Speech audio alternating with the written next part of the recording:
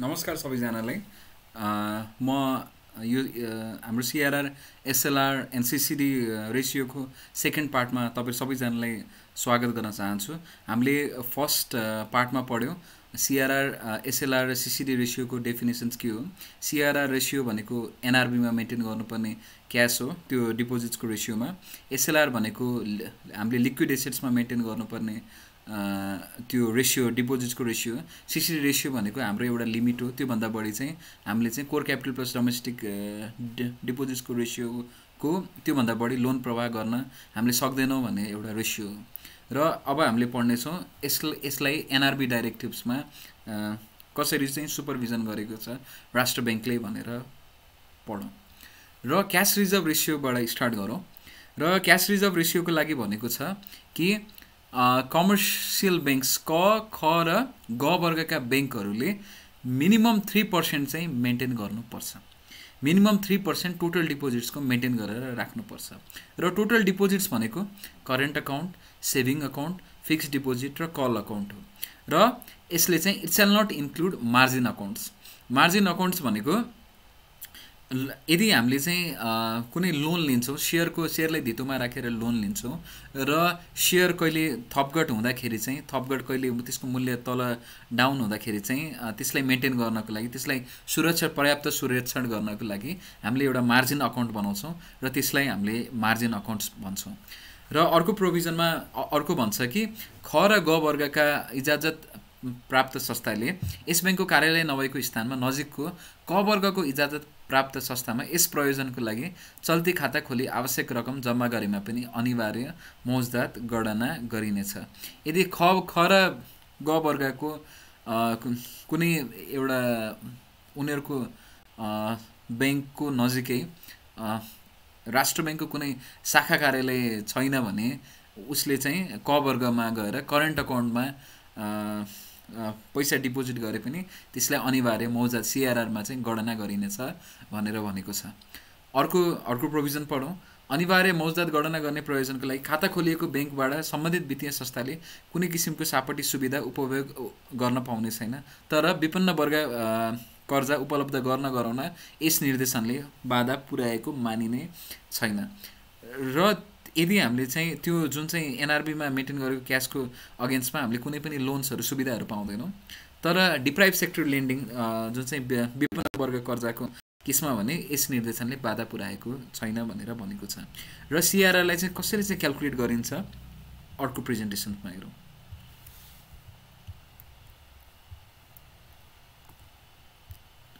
सिआरआर रेसियोको formula भनेको average NRB balance of 14 days divide by average deposits of 7 days. यो fortnightly बेसिसमा calculate गरिन्छ, 14 डेजको अन्तरालमा क्यालकुलेट गरिन्छ। 14 डेजमा चाहिँ एनआरबीमा चाहिँ पर्याप्त ब्यालेन्स एभरेजमा 14 डेजको एभरेज लिएर यसको चाहिँ एभरेज 3% चाहिँ मेन्टेन भएको छ कि छैन भनेर क्यालकुलेट गरिन्छ। र एनआरबी ब्यालेन्स चाहिँ 14 डेजको भनेर हेरिन्छ। र अब आयो एउटा फर्मुला भनेको त average NRB balance of 14 days भयो, divide by average deposits of 7 days छ। र अब डिपोजिट चाहिँ कहिलेको लिन्छ भन्ने अर्को प्रश्न आउँछ। यसको लागि डिपोजिट्सको लागि फोर्टनाइटली 14 दिनको क्यालकुलेट हुन्छ, 14 डेजको क्यालकुलेट हुन्छ। र जुन दिनबाट फोर्टनाइटली क्यालकुलेट हुन्छ त्यसको बिफोर 14 डेज 2 हप्ता अगाडि आइन्छ। 2 हप्ता अगाडि आइन्छ र 2 हप्ता अगाडि आए पछाडि जुन एउटा डेट आउँछ, जस्तो मानिलिउँ एउटा 14बाट स्टार्ट भएको छ, 14बाट स्टार्ट भएको छ कुनै डेट स्टार्ट भएपछि त्यसको 2 हप्ता आउँदाखेरि 32/04 32 अर्को महिनाको 32-31 महिना हुन्छ। र त्यसको 7 दिन त्यस पछाडिको 7 दिनको जुन चाहिँ डिपोजिट्सको एभरेज 7 डेजको डिपोजिट्सको एभरेज लिन्छ। र यसलाई पछि एक्जाम्पल्समा बढ्दा अझै बढी क्लियर पनि हुन्छ। यसलाई एक्जाम्पल्सबाट हेरौँला। यसको average NRB balance of 14 days divide by average deposits of 7 days, जुन चाहिँ फोर्टनाइटली 14 दिनको एभरेज लिएर हामीले चाहिँ यसको एभरेज हेर्छौँ। र त्यो डिपोजिट्सको लागि 2 हप्ता अगाडि आउँछौँ र 2 हप्ता अगाडिको एभरेज डिपोजिट्स अफ 7 डेज चाहिँ लिन्छौँ।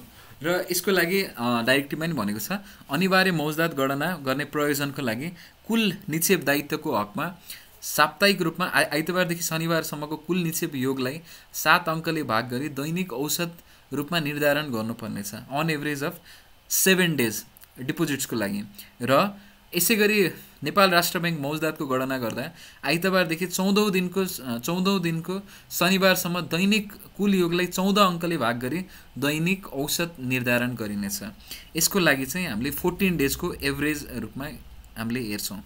र अर्को पनि भनेको छ यस निर्देशन बमोजिम कायम गर्नुपर्ने अनिवार्य मौजदातको कम्तीमा 70% मौजदात दैनिक रूपमा कायम गर्नुपर्नेछ। यो भनेको एभरेजली मैले 3% मेन्टेन गरे हुने भयो, तर दैनिक रूपमा मैले 70% जुन मेरो प्रिस्क्राइब गरेको छ 3% प्रिस्क्राइब गरेको छ भने 3% इन्टु 70% 2.10 चाहिँ मैले मिनिमम चाहिँ मेन्टेन गर्नु पर्यो। 3% मैले एभरेज 14 डेजको बेसिसमा मेन्टेन गर्नु पर्यो, तर दैनिक रूपमा मैले 3% इन्टु 70% चाहिँ मेन्टेन गरेर राख्नु पर्यो। 2.10 मेरो टोटल डिपोजिट्सको 2.10 चाहिँ मैले मेन्टेन गरेर राख्नु पर्यो। त्यस्तै गरेर भन्छ यस प्रयोजनको लागि निर्धारित निर्देशन फा नम्बर 13.1 बमोजिमको विवरण भरि हाम्रो एनेक्जर नम्बर विवरण भरि हप्ता बितेको 7 दिनभित्र अनिवार्य रूपमा यस ब्याङ्कको सम्बन्धित सुपरिवेक्षण विभागमा आइपुग्ने गरी पठाउनु पर्नेछ। यसलाई सबमिट गर्नुपर्छ। र एउटा इलस्ट्रेसन्स पनि छ, त्यसबाट त अझ एकदमै क्लियर हुन्छ यो यसले भन्न खोजेको के हो भनेर। अब एक्जाम्पल्समा जाउँ।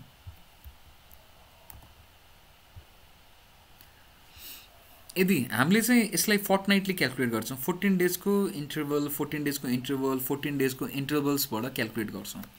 र हामीले यदि फोर्टनाइटली क्याल्कुलेट गर्दा गर्दै हाम्रो 14 मे आयो। 14 मे आयो भने 14 मेबाट हामीले 14 दिन लिन्छौँ। 14, 15, 16, 17, 18 गर्दाखेरि 14 दिन 14 to 27 यसको 14 दिन भयो। 14 दिनको हामीले एभरेज भयो। NRB total NRB balance divide by 14 गर्दा एभरेज एनआरबी ब्यालेन्स आयो है। एभरेज एनआरबी ब्यालेन्स आयो। र हामीले डिपोजिट्सको लागि के गर्छौँ, जुन चाहिँ 14/05/2077बाट मैले सुरुवात गरेको त्यसको म 2 हप्ता पहिला जान्छु। र मैले 2 हप्ता पहिलाको जुन 14/05/2077बाट मैले 2 हप्ता पहिला जाँदा मेरो 32/04/2077 अप्रिल 32 श्रावण 32 2077 भयो हैन। श्रावण 32 2077बाट मैले 7 दिन 32 1 2 3 4 5 6 को मैले 7 दिनको एभरेज डिपोजिट चाहिँ लिन्छु। मैले एनआरबी ब्यालेन्सको लागि 14 डेज लिएँ, तर मैले जुन चाहिँ डिपोजिट्सको लागि चाहिँ 7 डेजको चाहिँ मैले लिन्छु हैन। र जुन मैले डिपोजिट्स चाहिँ एभरेज डिपोजिट्स क्याल्कुलेट गरेँ त्यसको बेसिसमा जुन मेरो एभरेज आएको हुन्छ त्यसको बेसिसमा मैले त्यो डेली बेसिसको जुन चाहिँ 2.1% मेन्टेन गर्नुपर्ने त्यो पनि मेन्टेन गर्नुपर्छ। सपोज मानिलिउँ एभरेज डिपोजिट्स मेरो 100 रुपियाँ आयो भने मैले डेली रूपमा मैले 2.1 रुपियाँ चाहिँ मैले डेली रुपिसमा मेरो 14 मेमा पनि मेरो राष्ट्र ब्याङ्कमा 2.1 मेन्टेन हुनु पर्यो, 15 मेमा पनि मेन्टेन हुनु पर्यो, 16 मेमा पनि मेन्टेन हुनु पर्यो, 17 मेमा पनि मेन्टेन हुनु पर्यो। तर एभरेजमा 14 to 27 सम्ममा चाहिँ मेरो एभरेज चाहिँ 3% चाहिँ मेन्टेन भएकै हुनु पर्यो। यसको लागि सपोज मानिलिउँ कुनै दिन चाहिँ मेरो 3.5 होला, 3.6 होला, कहिले 3.8 होला, 3.8 होला, कहिले 2.8 होला, 2.7 सम्म मानियो हैन। तर मेरो 2.1 भन्दा चाहिँ कहिले पनि कम हुनु भएन भनेर चाहिँ राष्ट्र ब्याङ्कले चाहिँ प्रिस्क्राइब गरेको छ। एभरेज डिपोजिट चाहिँ मेरो एटलिस्ट 3% हुनु पर्यो, तर मेरो डेलीमा चाहिँ नेपाल राष्ट्र ब्याङ्कमा मेन्टेन हुनुपर्ने चाहिँ मेरो चाहिँ 2.1% हुनु पर्यो, तर मेरो एभरेजमा चाहिँ 3% मेन्टेन हुनु पर्यो भनेर नेपाल राष्ट्र ब्याङ्कले यसलाई प्रिस्क्राइब गरेको छ। र अर्को स्लाइड्समा जाउँ। अब अर्को स्लाइडमा जाउँ। स्ट्याट्युटरी लिक्विडिटी रेसियो छ, यसको डेफिनेसन हामीले पढिसकेका छौँ। र यसको लागि चाहिँ क्लास ए ब्याङ्कले मिनिमम 10% मेन्टेन गर्नुपर्छ, क्लास बी ब्याङ्कले 8% मेन्टेन गर्नुपर्छ र क्लास सी ब्याङ्कले चाहिँ 7% मेन्टेन गर्नुपर्छ। यसको लागि चाहिँ यसको फर्मुला हुन्छ average SLR of month divide by domestic deposits of last day of previous month. हामीले जुन चाहिँ एसएलआर जुन चाहिँ डेली मेन्टेन गरेको हुन्छौँ त्यसको एभरेज लिन्छौँ र हाम्रो जुन चाहिँ डोमेस्टिक डिपोजिट छ हाम्रो प्रिभियस मन्थको मेरो लास्ट डेको मैले डिपोजिट्स लिन्छु र मेरो formula as by formula average SLR जुन चाहिँ मैले 30 डेजको चाहिँ मेरो एभरेज एसएलआर मेरो टोटल यदि 30 डेज छ भने एउटा मन्थमा छ भने मेरो फर्स्ट डेमा 100 200 जुन चाहिँ हुन्छ त्यसलाई मेरो टोटल एसएलआर जति मेरो मेन्टेन भएको छ त्यसलाई डिभाइड बाई 30 गर्छु र मैले एभरेज एसएलआर निकाल्छु र हाम्रो डिनोमिनेटरमा domestic deposits of last day of previous month मेरो प्रिभियस मन्थको चाहिँ मेरो लास्ट डेको चाहिँ मैले डोमेस्टिक डिपोजिट चाहिँ लिन्छु र यस प्रयोजनको लागि बैंक तथा वित्तीय संस्थाहरूको निम्न अनुसारको तरल सम्पत्तिहरू गणना गरिन्छ। यसको लागि हाम्रो लिक्विड एसेट्सहरू कुन चाहिँ हाम्रो फुलफिल गर्छ क्राइटेरिया एसएलआरको लागि भनेर चाहिँ यहाँ प्रिस्क्राइब गरेको छ। यसको लागि नेपाल सरकारको सुरक्षण पत्रमा गरेको लगानी, नेपाल गभर्मेन्टले इस्यु गरेको सेक्युरिटिजहरू चाहिँ यसलाई हामीले कन्सिडर गर्छौँ। अर्को अनिवार्य मौजदात प्रयोजनका लागि नेपाल राष्ट्र ब्याङ्कमा राखिएको रकम, यदि नेपाल राष्ट्र ब्याङ्कमा हामीले ब्यालेन्स मेन्टेन गरेको छौँ भने त्यो हाम्रो सिआरआरको लागि पनि त्यसले काम गर्ने भयो भने एसएलआरको लागि पनि कम्बाइन गर्ने भयो, काम लाग्ने भयो। त्यो भनेको के एउटा भन्न सकिन्छ भने एसएलआर इन्क्लुड सिआरआर, एसएलआरमा सिआरआरमा भएको पैसा पनि एसएलआरमा इन्क्लुड हुन्छ, त्यो पनि भयो है।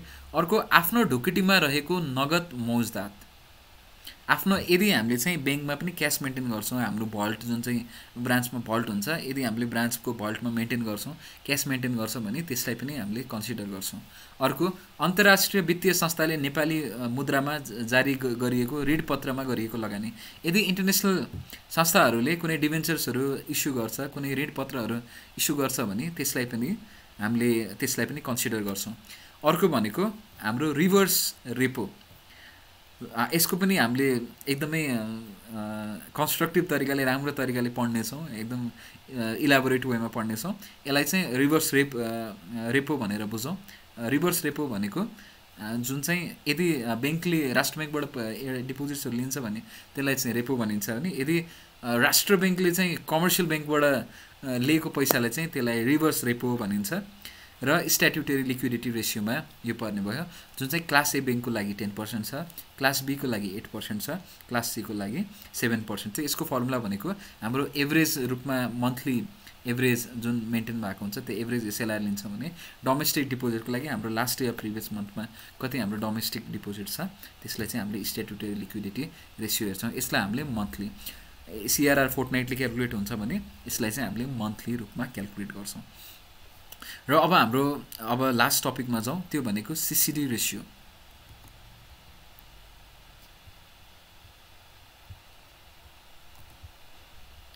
सिसिडी रेसियो हामीले अघि नै पढिहाल्यौँ। सिसिडी रेसियो भनेको एउटा हाम्रो total core capital plus total domestic deposits, total capital र टोटल डोमेस्टिक डिपोजिट्सको सर्टेन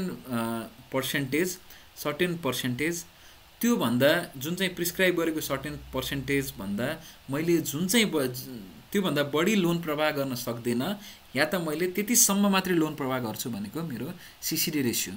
सपोज मानिलिउँ मेरो 80% मेरो सिसिडी रेसियो छ भने मैले यदि मेरो total core capital plus domestic deposits गरेर यदि 100 रुपियाँ छ भने मैले चाहिँ 80 रुपियाँ मात्रै प्रवाह गर्न सक्छु, मैले 80 रुपियाँ मात्रै लोन प्रवाह गर्न सक्छु। यसलाई पढौँ। क्रेडिट टु यसलाई सिसिडी रेसियो कर्जा स्रोत परिचालन भनेर भनिन्छ।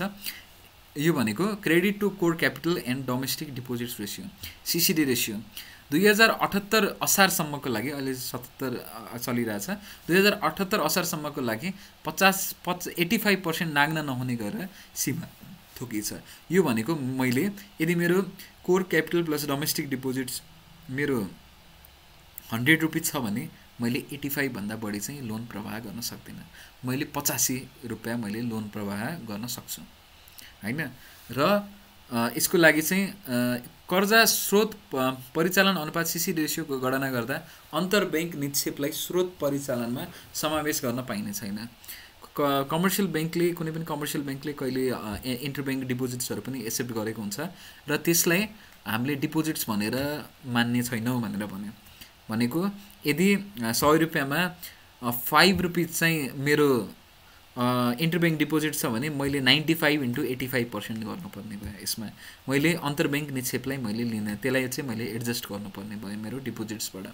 र अर्को भनेको छ यस प्रयोजनको लागि स्रोत परिचालन भन्नाले स्वदेशी मुद्रामा लिएको निक्षेप डोमेस्टिक डिपोजिट्स हाम्रो टोटल डोमेस्टिक डिपोजिट्स। अर्को प्राथमिक पुँजी कोर क्यापिटल, हामीले क्यापिटल एडिक्वेसीमा रेसियोमा हेऱ्यौँ। प्राथमिक पुँजी भनेको सेयर होल्डर्स फन्ड हो। सेयर होल्डर्स फन्ड प्राथमिक पुँजी हामीले क्यापिटल एडिक्वेसीमा पनि पऱ्यौँ। यसमा सेयर क्यापिटल प्लस रिजर्भ होइन, हामीले टोटल हाम्रो गुडविल इन्टेन्जिबल एसेट्सलाई जुन घटाएर हामीले निकालेका हुन्छौँ त्यो भनेको प्राथमिक पुँजी, जसको चाहिँ लास्टमा लस एब्जर्भिङ क्यापेसिटी चाहिँ उसको लास्टमा आउँछ, त्यसलाई हामीले प्राथमिक पुँजी भनिन्छ। अर्को स्वदेशी मुद्रामा जारी गरिएको ऋणपत्र, यदि हामीले डिभेन्चर्सहरू इस्यु गरेको छौँ भने यसलाई पनि हामीले स्रोतमा लिन पायौँ होइन। हाम्रो टोटल के हुने भयो त्यसो भए? हाम्रो डोमेस्टिक डिपोजिट्स हुने भयो, हाम्रो क्यापिटल हुने भयो, हाम्रो डिभेन्चर्स पनि हुने भयो। यसलाई अलिकति फर्दर बनायो, डिभेन्चर्सलाई पनि एड गर्यो होइन। र 1 वर्ष वा सोभन्दा बढी अवधिको विदेशी मुद्रामा लिएको ऋणलाई जनाउनेछ। यदि हामीले एक्सटर्नल कमर्सियल बोरोइङ ल्यायौँ, यदि हामीले ऋणहरू लिएको छौँ, विदेशी मुद्रामा ऋण लिएको छौँ भने यदि त्यसको टेन्युर चाहिँ 1 वर्षभन्दा बढी छ भने त्यसलाई पनि हामीले लिन पायौँ। र यो जुन एड गरेर हाम्रो total domestic deposits plus core capital plus मेरो डिभेन्चर्स हो प्लस डिभेन्चर प्लस यदि 1 वर्षभन्दा बढी लिएको चाहिँ फरेनमा मैले डेप लिएको छु, 1 वर्षभन्दा बढी लिएको छु र त्यसमा मेरो इन्टरब्याङ्क डिपोजिट्सलाई मैले एडजस्टमेन्ट गरे पछाडि हुने एउटा स्रोत परिचालनको एउटा अमाउन्ट आउँछ, टोटल अमाउन्ट हुन्छ। र यदि मेरो त्यो फिगर चाहिँ 100 रुपियाँ आयो भने त्यसमा मैले चाहिँ 85 रुपिस मात्रै लोन प्रवाह गर्न सक्छु। यो सिसिडी रेसियो भनेको के हो? हामीले चाहिँ फिस्कल जुन चाहिँ मोनिटरी म्यानेजमेन्ट लिक्विडिटी म्यानेजमेन्टको बारेमा त हामीले पढिसक्यौँ र राम्रोसँग पढ्नु होला। तपाईँले यसलाई इन्टिग्रेटेड वेमा पढ्नुहोस्, पार्ट 1 र पार्ट 2 लाई इन्टिग्रेटेड वेमा पढ्नुहोस्। यति भन्दै आजको टपिकबाट आजको सेसनबाट म यही बिदा लिन चाहन्छु। केही थपगड हुन सक्छन्, कहिले चेन्ज आइरहेको हुन्छ, हाम्रो एनआरबी डाइरेक्टिभ्सहरूमा चेन्ज एकोमोडेट गर्न मैले नसकेको पनि हुन्छु। त्यसलाई सहर्ष रूपमा लिनु होला र मलाई फिडब्याक्सहरू दिनु होला। कृपया च्यानललाई प्लिज सब्सक्राइब गरिदिनु, जसरी पनि सब्सक्राइब गरिदिनु। यदि मैले मेहनत गरेको छु, तपाईँहरूलाई मेरो मेहनतलाई तपाईँले त्यसलाई जस्टिफाई गरिदिनुहुन्छ भने त्यसलाई सब्सक्राइब बटन चाहिँ मजाले थिच्नुहोस्, फिडब्याक दिनुहोस्, कमेन्ट गर्नुहोस्, सेयर गर्नुहोस्। Thank you so much. शुभरात्रि।